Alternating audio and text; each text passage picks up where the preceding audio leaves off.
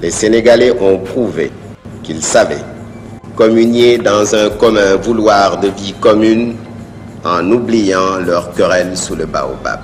Pour permettre au pays d'aborder les vrais problèmes et ne pas être toujours dans des guerres de politique politicienne, j'ai dit la meilleure solution, le multipartisme intégral, et je l'ai fait.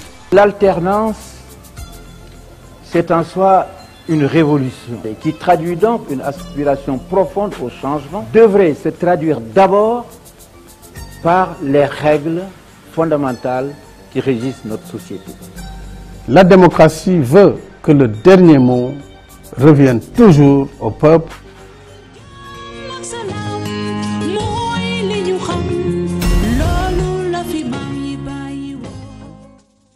La démocratie sénégalaise s'est réalisée avec des hommes, des femmes, des acteurs politiques, mais aussi avec la société civile.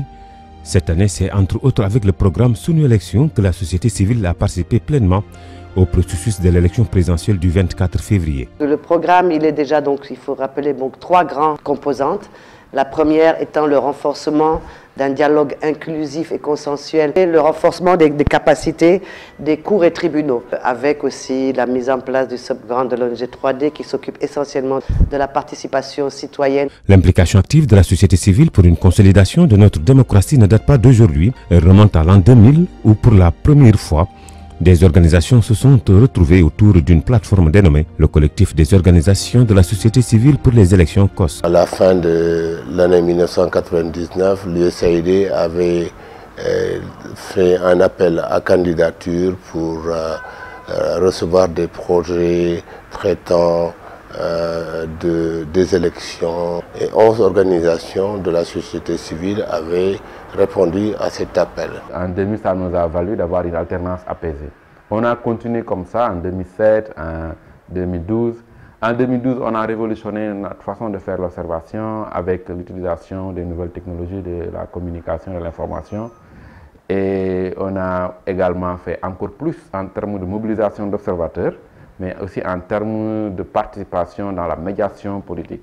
Et je crois que c'est ça qui nous a valu que quand le président Obama est venu au Sénégal, qu'il ait souhaité nous rencontrer en tant qu'acteur de la société civile pour notre contribution à la consolidation de la démocratie. Donc notre rencontre avec le président Obama a été vraiment un moment fort.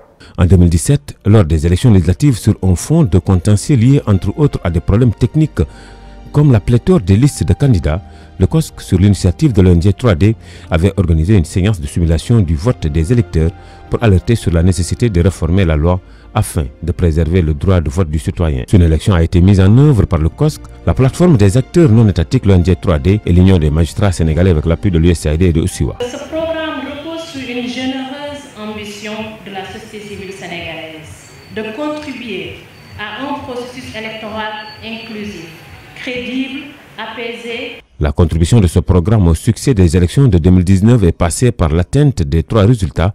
D'abord, favoriser les conditions d'un dialogue inclusif et consensuel sur le processus électoral. Nous nous sommes efforcés au début du programme également à mettre en place un dispositif qui découle un peu d'un constat qui a été fait au niveau national, c'est-à-dire une rupture extrêmement profonde du dialogue politique. Constatant cette situation, nous avons décidé un peu dans un premier temps de prendre notre bâton de pèlerin pour essayer de discuter avec tout le monde. On a pu, pour la première fois, observer donc, le travail du Conseil constitutionnel. Donc ça, on peut dire que c'est quand même un acquis.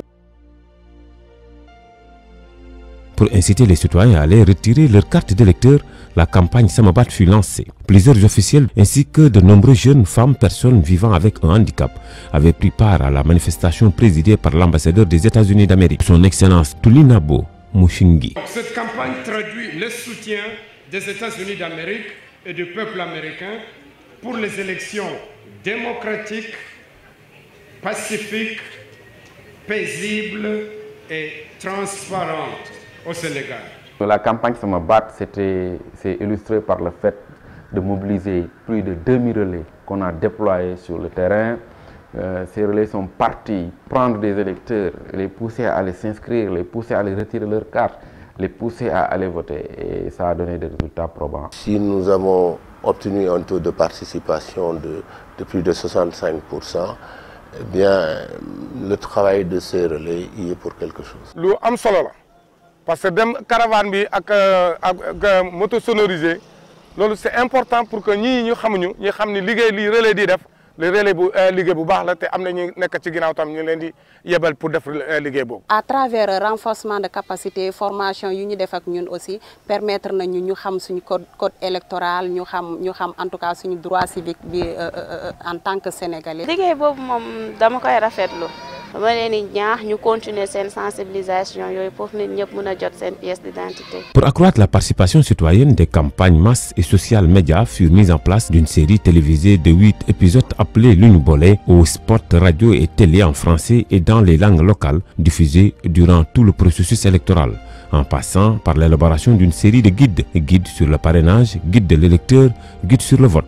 Le programme était au cœur de l'éducation électorale. C'est aussi la réalisation et la diffusion d'une émission dénommée Élections, mode d'emploi et d'une série d'émissions télévisées intitulée Focus sur, diffusée sur les télévisions partenaires. Ce concept a permis aux électeurs de mieux connaître les étapes obligatoires d'accomplissement du vote ainsi que les parties les plus importantes du code électoral. En outre, toute cette campagne mass média a été reprise par les comptes Facebook et Twitter du programme afin d'aider les internautes sénégalais à mieux comprendre le processus électoral. Son élection avait également initié des débats programmatiques pour permettre aux candidats d'échanger sur des thématiques d'intérêt national comme l'éducation, la réforme des institutions, la paix en Casamance, la gestion des ressources minières, pétrolières et gazières. La veille, le jour du scrutin et le lendemain, le programme avait mis en place une situation room électorale où tour à tour, on a noté les visites de Thomas Yayiboni, chef de la MOE, de la CEDEAO, de son excellence Tulinabo Mouchingi, ambassadeur des États-Unis au Sénégal, ainsi que celle de plusieurs de ses homologues pour une séance d'explication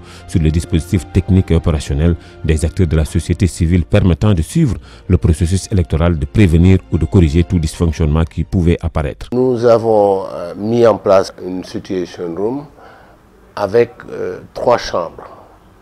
Une chambre technique, une chambre intermédiaire et une chambre qu'on pourrait appeler chambre de décision, au sein de laquelle se trouvaient les différents leaders de la société civile. Nous avons travaillé dans le domaine du monitoring de la violence électorale, des médias et également le monitoring même des médias sociaux. Et enfin, nous allons surtout travailler également sur le monitoring de l'ensemble des faits électoraux de la journée. Le dispositif de Situation Room nous permettait de faire la remontée des résultats. Et ce dispositif qui nous a permis d'être dans presque tous les bureaux témoins nous avait permis déjà le jour du scrutin, avant 23 h, d'avoir les tendances par rapport aux résultats. Cette synergie d'action entre des organisations de la société civile et le soutien de bailleurs tels que l'USAID et OSUA dans le cadre du programme nous a valu des résultats satisfaisants. Avec la participation accrue des citoyens à travers les forats, 637 220 citoyens ont été touchés par les caravanes de sensibilisation dans les 14 régions du pays. Le taux de participation est de 66,27%, largement supérieur à celui au scrutin présidentiel de 2012, 55%. Grâce à l'action de 2000 relais, 1 million de citoyens ont pu retirer leur carte d'électeur. 63 722 citoyens ont été touchés par les caravanes de sensibilisation dans les 14 régions du pays. La campagne a considérablement contribué à améliorer le taux de retrait des cartes d'électeurs qui est de 97,2%.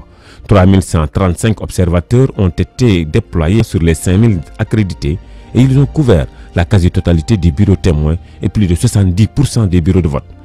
La formation de 270 magistrats impliqués dans la gestion et la supervision du processus électoral, 110 matériels composés de scanners, de photocopieuses et d'ordinateurs à toutes les juridictions impliquées dans le processus électoral. Jusqu'aux élections législatives passées, le pourcentage de PV qui fait l'objet de redressement par la Commission nationale est supérieur à 60%.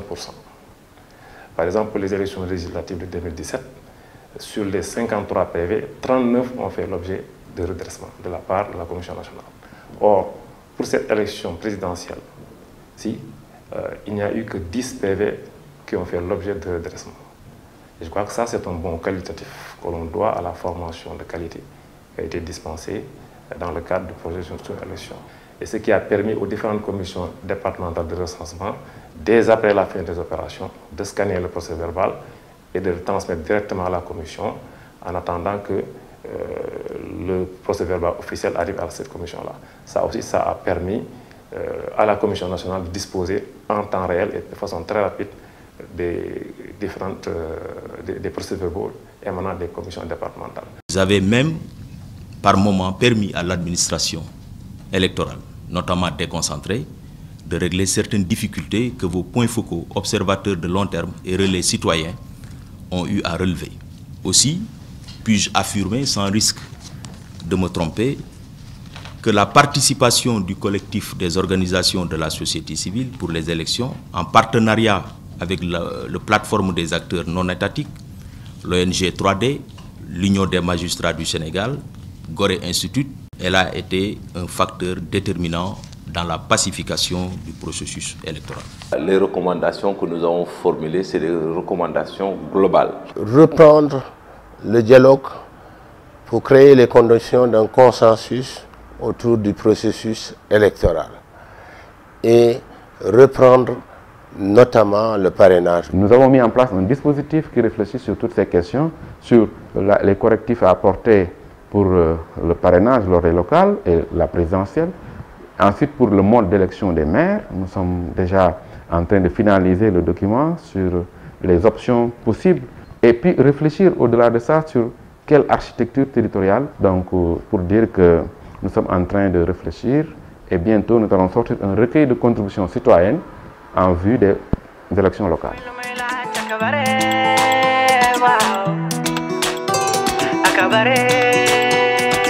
Sama carte, sama baat.